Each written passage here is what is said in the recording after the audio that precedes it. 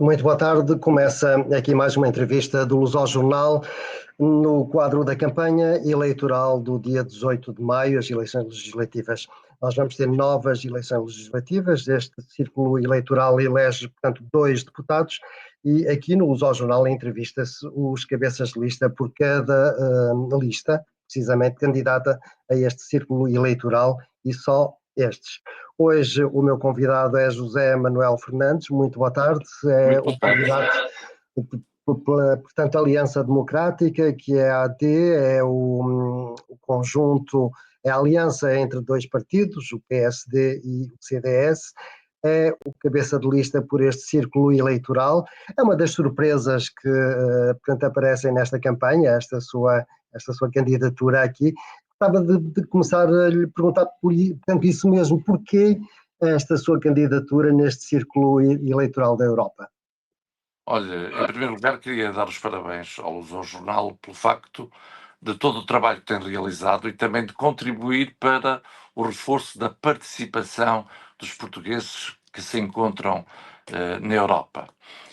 Uma das razões pelas quais eu não podia dizer que não ao convite do Primeiro-Ministro tem a ver com a dívida que eu sinto, por exemplo, em relação ao facto de eu próprio ter sido imigrante. O meu pai, em 63, foi a salto para a França, eu nasci em 67 e de 67 a 77 estive em França, em La Clérière, Rambouillet, e vivi momentos de dificuldade da imigração, mas que levou sempre à separação e, como eu costumo dizer, nem sempre os países que recebem os imigrantes têm consciência da mais-valia que eles são, em termos económicos, mas também porque são trabalhadores, integram-se facilmente, partilham dos valores europeus, mas também o próprio país, Portugal, não tem consciência, por exemplo, que os imigrantes enviaram em remessas em 2024 4.300 milhões de euros. A França, por exemplo,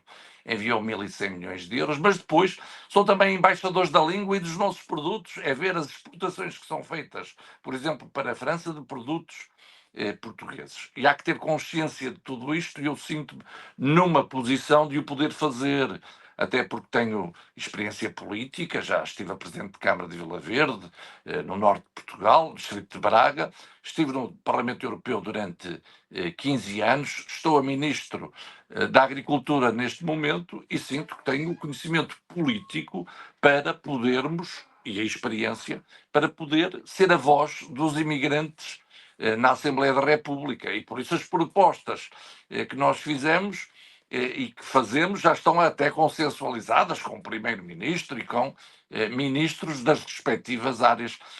Também tenho uma equipa experiente e, portanto, não gosto de falar muito em causa própria, mas sei que os imigrantes têm uma boa equipa, boas razões para poder votar em nós. Deixe-me só, antes de entrarmos nestas questões mais práticas sobre esta campanha eleitoral, gostava de lhe perguntar o que explica que haja esta desfasagem ainda tão grande, este desconhecimento, de uma certa forma, de Portugal, dos portugueses de Portugal em relação aos portugueses que moram fora, apesar de haver raras famílias que não têm membros da família fora, a morarem fora do país. Faz este desconhecimento e, por vezes, algumas discriminações, nós vamos ver certamente algumas durante esta entrevista ainda. O que é que explica isto? Bem, nós temos que aumentar a informação e aquilo que nós...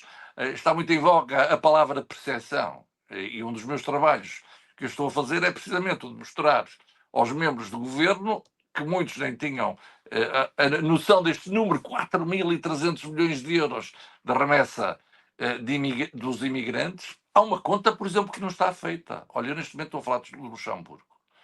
É importante nós sabermos, por exemplo, o peso em termos do PIB do Luxemburgo que representa a comunidade portuguesa. Ninguém tem este número, mas era um número importante, por exemplo, para se mostrar a mais-valia que é e que representa a comunidade portuguesa. E depois é essencial que ela também exerça os seus direitos.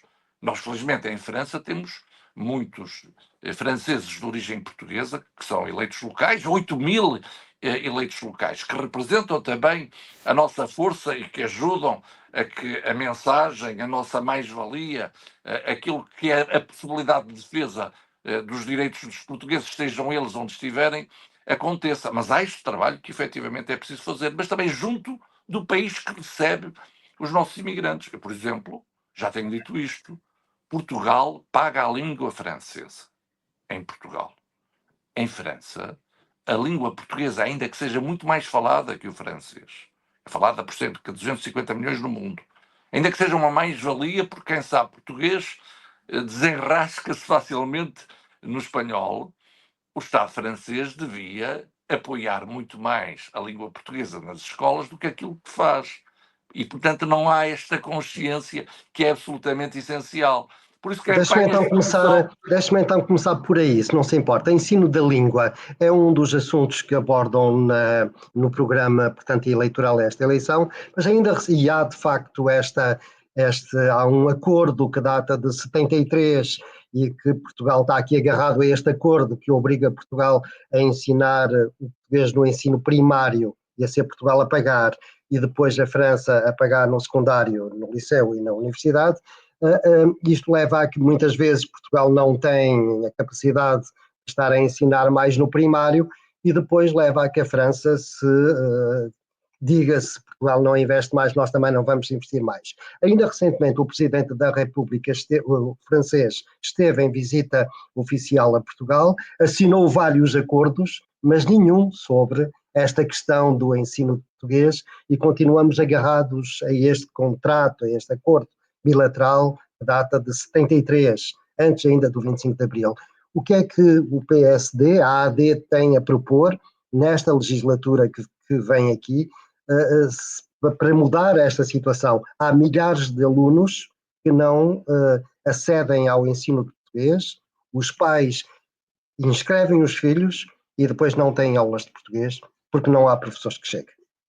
Nós, para isso, também temos uma proposta que está, aliás, consensualizada com o Ministro da Educação, e ele participou nessa proposta. Mas deixe-me dizer, por exemplo, que hoje estive reunido com o Primeiro-Ministro de Luxemburgo. Eu estou aqui a falar desde o Luxemburgo, com o Luc Freden, e abordamos precisamente essa questão. É algo que também temos de fazer em França. Na última legislatura, neste último ano, infelizmente o Partido Social Democrata e a coligação PSD-CDS não elegeu nenhum deputado, o que teria sido importante também para ajudar este objetivo. Eu tenho a facilidade, também porque estive no Parlamento Europeu, de conhecer e ter estado já com vários líderes e de iniciar esta discussão, mas isto também tem que ser feito, obviamente, pelo Ministério dos Negócios Estrangeiros, e é algo que nós temos de mudar. Mas Portugal também tem a obrigação de fazer mais. É inaceitável que desde 2009 os professores não vejam a atualização salarial. Isto é uma coisa que não cabe na cabeça de ninguém. E a proposta já está feita para a negociação por parte do José Cesário, o secretário de Estado das Comunidades, que conhece muito bem este dossiê e que faz um excelente trabalho. Este é um ponto. Mas nós também temos que olhar para aquilo que é a rede atual, que não corresponde à mobilidade que existe dos imigrantes. E, portanto, temos que rever o número de professores, a localização do ensino e avançar, nomeadamente no secundário, para um outro objetivo, que é o de podermos, com professores, e quando eles não puderem estar fisicamente, presencialmente nas aulas, os professores poderem ter uma plataforma que funcione em termos digitais, através da internet, para se poder dar cursos de língua portuguesa com certificação. E esse é também um ponto muito importante e é uma proposta nossa. Mas devemos começar novamente por um ponto, que é a língua portuguesa é efetivamente uma mais-valia e é mais falada que o francês. E é uma mais-valia mesmo para aqueles que não são portugueses e para o trabalho que podem fazer em termos internacionais. E esse é um trabalho que todos temos de fazer, mas claro que cabe em primeiro lugar ao governo. Felizmente que eu também tenho essa sensibilidade, não só por ter estado em França 10 anos, mas como depois de ter estado no Parlamento Europeu 15 anos e ter um contacto também permanente, fruto de ter muitos familiares e gente do meu território nos vários países da Europa. Gostava que viéssemos aqui às metodologias de voto e à participação cívica dos portugueses no estrangeiro. Como disse, aqui em França há cerca de 8.000 autarcas luso-descendentes, são franceses de origem portuguesa ou são mesmo portugueses, mononacionais, já que, portanto, o facto de Portugal ser membro da União Europeia o permite, mesmo se não permite ser maire ou maire adjoint, permite ser conselheiro municipal. Mas, portanto, em relação a Portugal, uma proposta que, portanto, o PSD faz é sobre a uniformização das metodologias de voto, e eu já li que defende o voto eletrónico. Sim, defende o voto eletrónico, o voto digital, e não consigo entender porque é que o Partido Socialista tem medo do voto dos imigrantes. O Partido Social Democrata foi pioneiro nesta matéria com o Carlos Gonçalves, onde em 2005 já tinha avançado com um projeto piloto. O Partido Socialista foi sempre contra. A votação não pode ser uma complicação. É ver o número de votos, por exemplo, que são anulados. É ver a baixa participação. Nós hoje fazemos transferências de montantes avultados com uma simples aplicação e não podemos votar com uma aplicação que, quando há meios técnicos que são eficazes, que são seguros e até mais transparentes do que o próprio voto por correspondência. Portanto, o voto eletrónico ou o voto digital, que não necessita da presença física junto a uma máquina, que pode ser pelo telefone, pelo telemóvel, é absolutamente essencial e trará outras consequências. Eu não sei se é por causa disso que o Partido Socialista e a esquerda têm medo. É que, havendo uma maior participação, é natural que haja um outro objetivo que nós já defendemos, independentemente do número de pessoas que vão votar, que é o aumento dos deputados. Para quantos? Bem, eu neste momento diria que devíamos dobrar, ainda que proporcionalmente não haja uma proporção se compararmos, por exemplo, com outros distritos. Mas E ter porquê é dois que não, e deputados, porquê é que não defende essa proporção em relação aos outros porque nós distritos? temos de ser graduais. E eu sou um moderado e defendo um gradualismo. E é uma forma também de não assustarmos ninguém e de podermos consensualizar a proposta. É a palavra-chave aqui. Está de acordo comigo que isso mantém uma discriminação. O meu voto não pesa tanto como o seu voto que vota em Portugal. Sim, isso aí é absolutamente certo. Embora Mas isso, já haja situações também desse tipo em Portugal. Agora entra aqui com uma outra questão. E aí eu até tenho algumas divergências com pessoas do meu partido e com os populistas. 230 deputados em Portugal não é muito, ao contrário do que muita gente diz. Para se alterar o número de deputados é preciso 2/3. Por isso a palavra consensualização é importantíssima. Mas termos mais 2 deputados, por exemplo, e começar por aí para o Círculo da Europa, onde há 946 mil eleitores, termos mais 2 e passarmos portanto, para 4, é dobrar, já é um passo. E o Portugal não fica mais pobre se passar de 230 para 232 deputados. E os direitos dos portugueses, não tenho dúvidas que serão melhores defendidos. E o argumento de podermos ter mais gente a votar e o voto eletrónico ajudará a este objetivo. Insisto mas muito. mantém-se esta discriminação de não ter o mesmo peso um Não voto no terá o estrangeiro mesmo que um peso, voto. mas o ótimo é inimigo do bom e quando nós já podemos melhorar, vamos a isso. Lamentavelmente, o Partido Socialista nem um projeto piloto para este objetivo aceita. Eu não consigo entender, a não ser que seja mesmo por medo do voto do imigrante, é inaceitável que o Partido Socialista vote contra o voto digital, que vote contra o voto eletrónico. E eu espero que se consiga um consenso para este objetivo que eu considero fundamental. Até porque, havendo mais deputados, a disputa, os cabeças de lista, não tenho dúvidas que serão de todos os grupos políticos, depois todos os partidos da primeira linha. E aí o Partido Social Democrata e Luís Montenegro o que procurou fazer foi valorizar todos os círculos eleitorais, todos os distritos. Há quem olhe depois para o Círculo da Europa e diga, bem, isto serve qualquer um, nós elegemos sempre um, e isso não interessa. Não, nós temos que começar a ter também aí, e se tivermos o aumento de deputados, não tenho a mínima dúvida que teremos outros cabeças de lista que terão força política também nos seus grupos políticos e que poderão assumir compromissos como aqueles que nós assumimos na AD, PSD, CDS. Um dos outros pontos do programa eleitoral é modernizar a rede e os serviços consulares. O que é possível ainda melhorar nos serviços consulares? Porque hoje nós já não fazemos filas de espera em frente aos consulados, marcamos na internet o encontro, vamos lá em 15 minutos resolvemos o assunto. O que vamos lá fazer, no fundo, é recolher dados biométricos que não podemos fazer em casa, mas há já muita coisa que é feita em casa. O que é possível ainda melhorar, ou onde é possível melhorar e modernizar? É possível e é desejável. E o governo aí também já fez uma grande melhoria. É verdade que praticamente não há listas de espera, mas ainda em alguns sítios há listas de espera.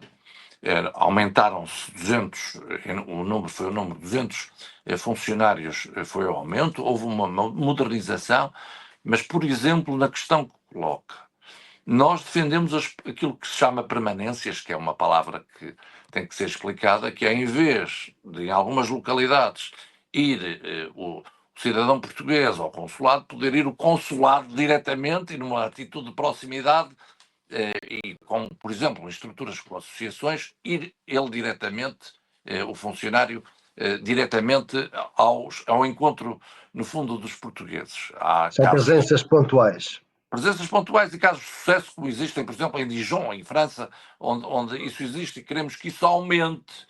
Porque há pessoas que, mesmo assim, fazem centenas de quilómetros e, portanto, isso é um disparate que tal aconteça.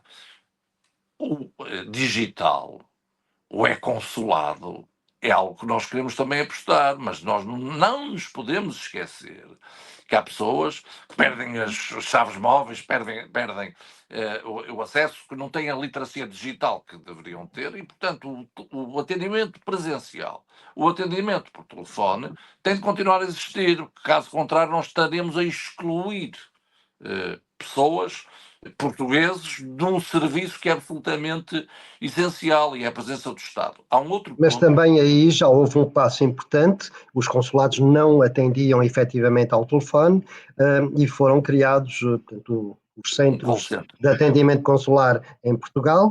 O de certo? língua francesa, ou em português e em francês, está em Alfândega da Fé, é o que nos Isso. diz respeito a nós em França, e portanto hoje também as pessoas já são atendidas quando ligam para o consulado, e portanto esse assunto também foi resolvido. Foi resolvido, ainda há sempre melhorias a fazer. O trabalho melhorou muito em 11 meses.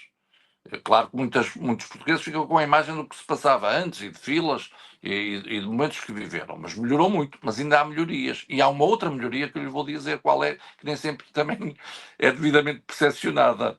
Quando há erros, quando há uma reclamação que tem de ser Lisboa a responder, aí há atrasos. E é atrasos onde muitas vezes são imputados aos consulados e a responsabilidade está do lado da Lisboa, que tem que ter os recursos humanos suficientes para responder de uma forma célere. Portanto, nós já fizemos um grande trabalho a esse nível, mas queremos avançar ainda mais para a modernização, é a palavra que também usamos, para uma maior proximidade, as chamadas permanências, mas também ainda para aquilo que é um reforço do digital que não exclua. E em termos daquilo que é o telefone e o contacto, também ele pode ser melhorado, ainda que já tenha sido muito melhorado. Sim, o serviço de atendimento consular atende o telefone e responde aos mails também. Certo, é verdade. Um dos outros assuntos que tanto aborda no documento que distribuíram sobre tantas propostas a aplicar na próxima legislatura é o apoio ao associativismo. Aqui houve recentemente alterações nas regras dos concursos de apoio às associações portuguesas de França.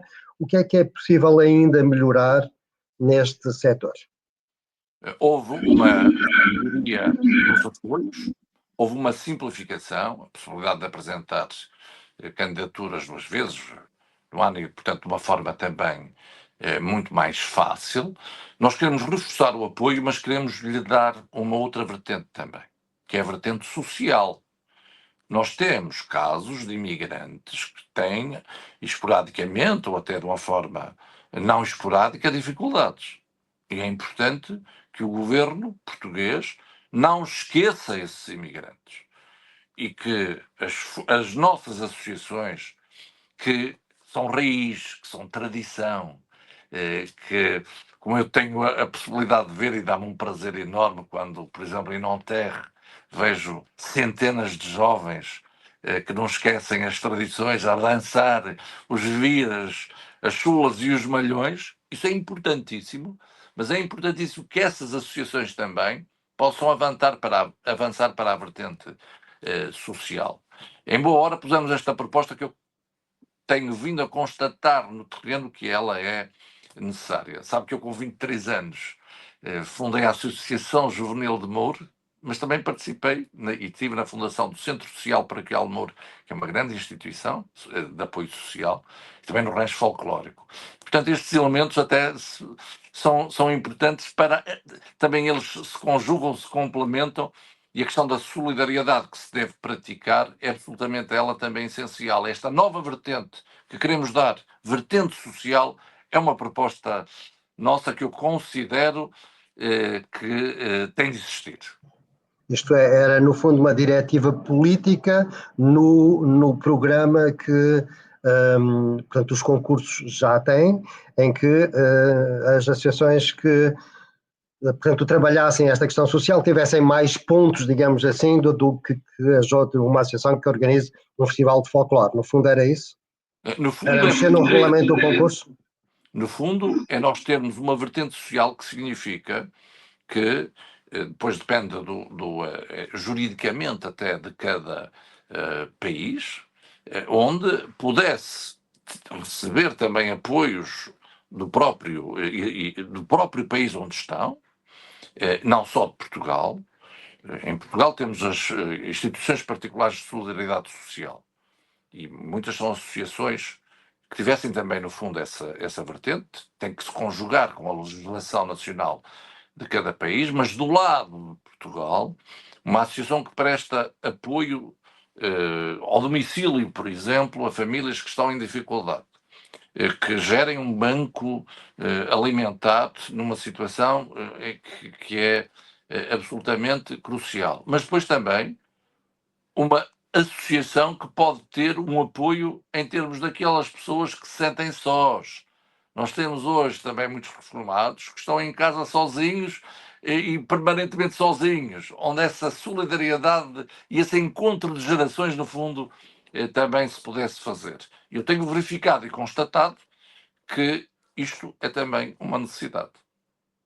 Uma novidade na proposta portanto, apresentam é esta questão tanto do programa Reformar, Regressar, que chamava-se Vem antes do PS chegar ao governo, portanto é de, no fundo, apoiar os reformados que regressam a Portugal.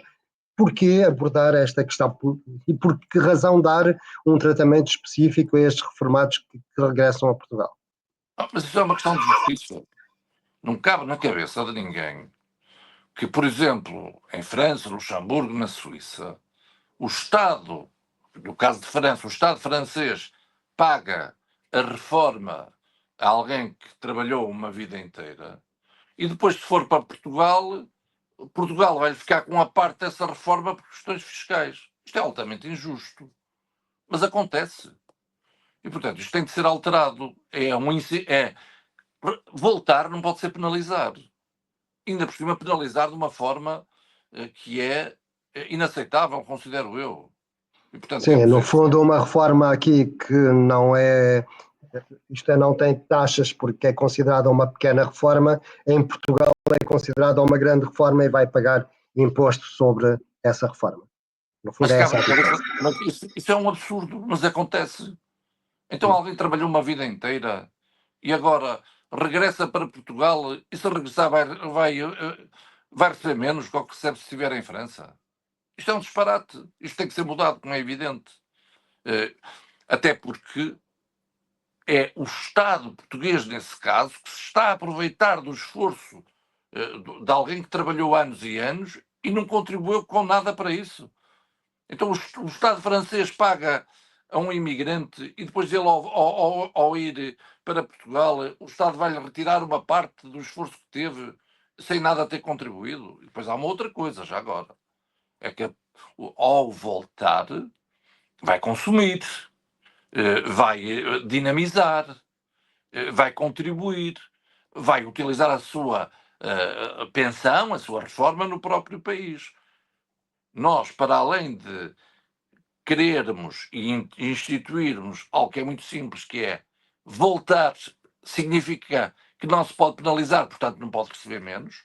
Ainda temos essa proposta até, ainda que não esteja no programa, mas está também ela acertada com o Ministro da Coesão Territorial, que é nos concelhos do interior, nos concelhos mais vulneráveis, onde não há pressão nenhuma imobiliária, para além de não haver penalização, poder inclusivamente existir incentivos. E isso é importante também para a nossa coesão territorial. Agora, eu considero absolutamente inaceitável que alguém que trabalhou uma vida inteira, se ficar no país que lhe paga a reforma, tem a reforma com um determinado montante e depois, se for para Portugal, vê o montante diminuído por questões fiscais. Isto é um disparate altamente injusto. Ainda por cima, se dissesse, bem, mas foi Portugal que também contribuiu para aquela reforma. Não. Aquela reforma é paga pelo orçamento do respectivo país, em França, na Alemanha, na Suíça, na Bélgica, no Luxemburgo, enfim. Isso é algo que não cabe na cabeça de ninguém. Muito bem, portanto, há mais algum outro assunto que não esteja na proposta que portanto, a AD tem divulgado, distribuído, que considera importante de realçar? Bem, Falamos do ensino, portanto, associações, dos serviços consulares, metodologias de voto e do programa Regressar. Se reparar, o Partido Social Democrata cumpriu, quer no governo, o passaporte diplomático passou de 5 para 10 anos, melhoramos os serviços nos consulados. O passaporte simples. O não passaporte diplomático. simples, desculpe. Eu disse eletrónico. Não, o passaporte passou de 5 para 10 anos. Tem também o apoio foi aumentado no número de funcionários dos consulados, o apoio foi aumentado para as associações, mas na Assembleia da República, apesar de não termos nenhum deputado eleito, o que foi prejudicial para os imigrantes, Tinha um pelo resto do mundo. mas fomos os únicos que apresentou e pediu um debate protestativo onde apresentámos 6 propostas que foram aprovadas. Olha, uma delas para algo que eu não referi, mas que está no fundo dentro do associativismo, que é o associativismo juvenil. Um outro objetivo tem a ver com as campanhas de informação. Muitas vezes os nossos imigrantes não conhecem os seus direitos nem os incentivos que têm se quiserem voltar. A informação é importante. E algo que não tem sido falado, que também é importante, que é o empreendedorismo feminino, o reforço da cidadania das nossas mulheres imigrantes. Isso é também algo que consideramos crucial. Olha, já agora, as 6 propostas que apresentámos, onde também estava o voto eletrónico, essas foram aprovadas. Infelizmente, o voto eletrónico contra os partidos da esquerda, e nomeadamente o Partido Socialista. Mas se olhar para o Partido Socialista, apresentou 3 propostas, só uma é que foi aprovada e não está diretamente ligada às nossas comunidades. Foi os passaportes especiais para os consulados. Os funcionários dos consulados. Dos funcionários dos consulados, sim. E se olhar para o Chega, que faz uma grande propaganda, levou uma proposta à votação, e foi chumbada. Portanto, aí em linguagem futebolística poderíamos dizer, na Assembleia da República, PSD, CDS 6, PS 1 e Chega 0. Portanto, ao Chega, na Assembleia da República, 6-0. E, portanto, é algo que também deve levar quem vota a refletir sobre as pessoas que são escolhidas para os representar. O que é que explica este aumento do Chega nas comunidades, agora que, portanto, tem andado aqui de perto a falar com pessoas? Como é que lê este aumento de eleitores a votarem no Chega nas últimas eleições, pelo menos? Os partidos moderados também têm responsabilidade. Eu considero que, face, por exemplo, àquilo que é visível hoje e à atuação do Sr. Presidente dos Estados Unidos, Trump, se percebe que o radicalismo, os extremismos não são solução.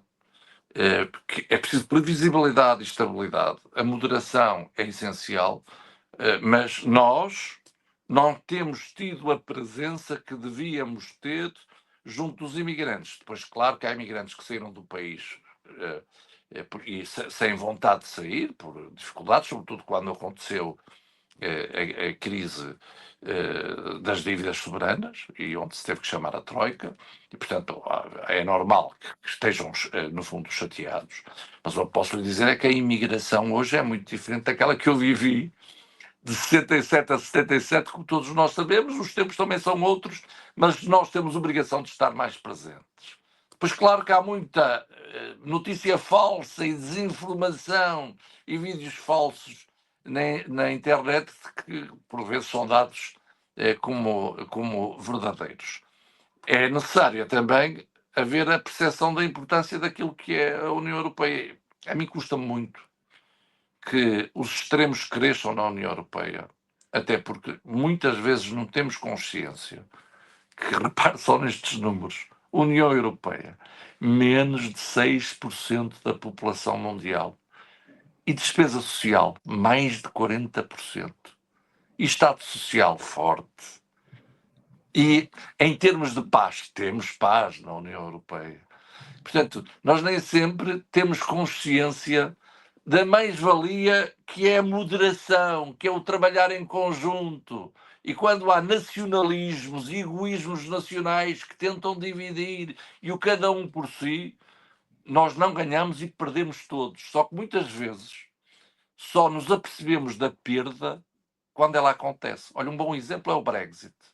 O Brexit levou a que países que estavam a pensar sair da União Europeia, onde havia movimentos até em França e na Holanda, acabaram esses movimentos. Porquê? Porque há um arrependimento do Reino Unido em ter saído da União Europeia, porque isso foi um prejuízo brutal para eles. Mas só deram conta que foi um prejuízo depois de terem saído. Antes nunca dariam conta e andavam com falsas promessas de que se saíssem, o dinheiro que davam para o orçamento da União Europeia iria dar para ter mais saúde. Tudo falso. Perderam todos e perdemos nós também. Portanto, a moderação é essencial. Agora, claro que também um discurso radical, populista, demagogo, passa muito mais facilmente nas redes sociais do que passa a moderação. Muito bem, e já em jeito de conclusão, eu vou só dizer um comunicado que o Lusojornal emitiu ontem e a Rádio Alfa também. Nós somos os maiores órgãos de comunicação social portugueses em França. Há campanhas que a CNE e o Ministério da Administração Interna estão a fazer nos jornais portugueses, nas televisões portuguesas e em alguns órgãos de comunicação social na diáspora. Aqui em França não há nenhuma campanha para motivar as pessoas a irem votarem e, portanto, achamos que isso é uma discriminação. O que nos é pedido é que os nossos órgãos de comunicação social estejam inscritos na ERC, em Portugal, é a entidade reguladora da comunicação, mas a ERC não regula o trabalho do Lusojornal e da Rádio Alfa, e nós achamos que deviam ser os postos consulares a garantir que nós existimos e que de facto temos impacto. uma lei votada na Assembleia e que dá agora estes efeitos, esta comunidade, o maior país onde há imigrantes portugueses, o maior país onde há eleitores portugueses, não tem nenhuma campanha a circular de motivação a ir votar, a votar nestas eleições. Nós achamos isso muito mal e, portanto, nós aproveitamos estas entrevistas e repetimos isto em todas elas, dizer que o trabalho que nós fazemos é certamente de interesse público, mas é gratuito, porque ninguém nos paga e pagam a outros jornais em Portugal, rádios e televisões em Portugal. Era só desculpe este tempo de tribuna que nós fazemos em todas as reuniões, tantas entrevistas. Tem toda a razão. Eu vou questionar para perceber o que é que se passa nisso, que eu considero que não é justo, nem é aceitável. Ainda por cima, eu comecei por elogiar o vosso trabalho e não é favor nenhum. E, portanto, há aí algo que eu tenho de perceber o que é que se passa, se é alguma questão legal, se é uma pura discriminação. Tenho que ver o que é que se passa nisso, porque há um documento que o Lusojornal está a divulgar e a Rádio Alfa também está a divulgar desde ontem. Muito obrigado. No dia 18 há eleições legislativas em Portugal. Este círculo eleitoral vota-se pelo correio. Já começaram a chegar os boletins.